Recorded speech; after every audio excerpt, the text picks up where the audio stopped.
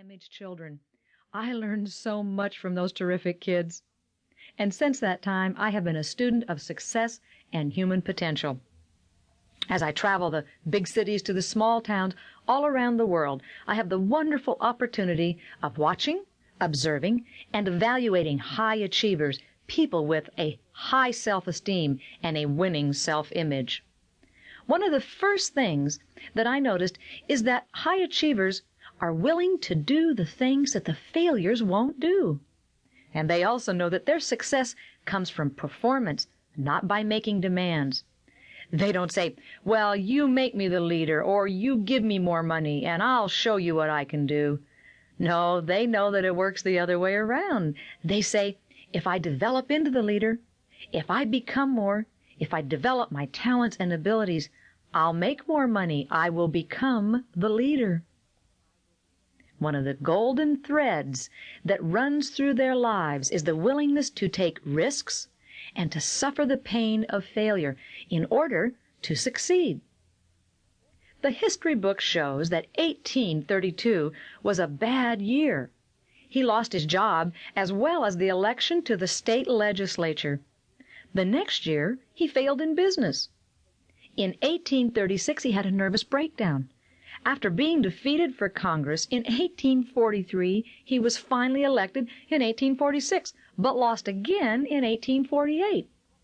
He lost the race for senator in 1854 and in 1858. And in 1856, he lost the nomination for vice president. In 1860, after all these failures, Abraham Lincoln was elected President of the United States of America. He was willing to fail. He took risks and overcame fear.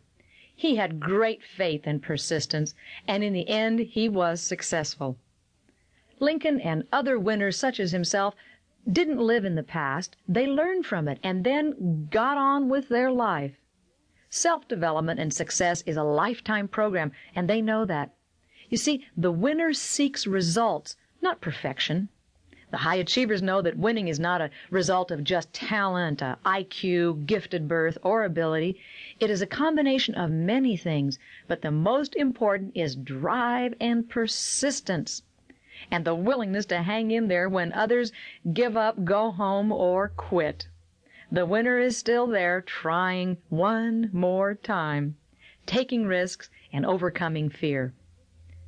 So, let's look first at risk-taking.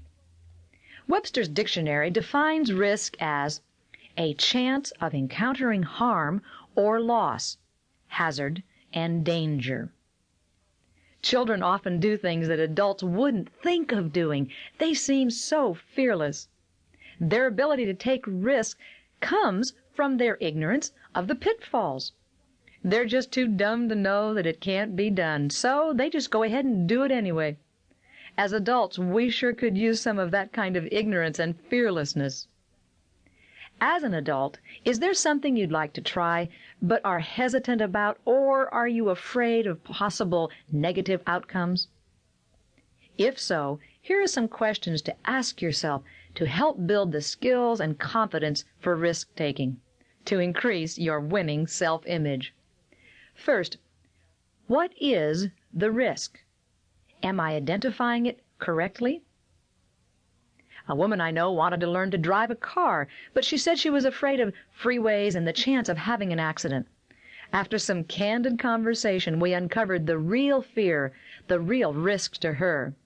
You see, she was afraid that if she learned to drive the car, her husband would think she didn't need him anymore, and he might withdraw his love. Her real risk was the fear of losing his love, not freeways and accidents. So, have you correctly identified your fear and risk? Number 2, what are the possible benefits of taking this risk? Make a list of these and keep them handy to give you courage and confidence. Number 3, what are the possible negative consequences of this risk, and what is the worst that could happen? You need to know this information to be prepared. If the worst happened, what would you do? Do you have a plan B? People with a winning self-image learn to consider the worst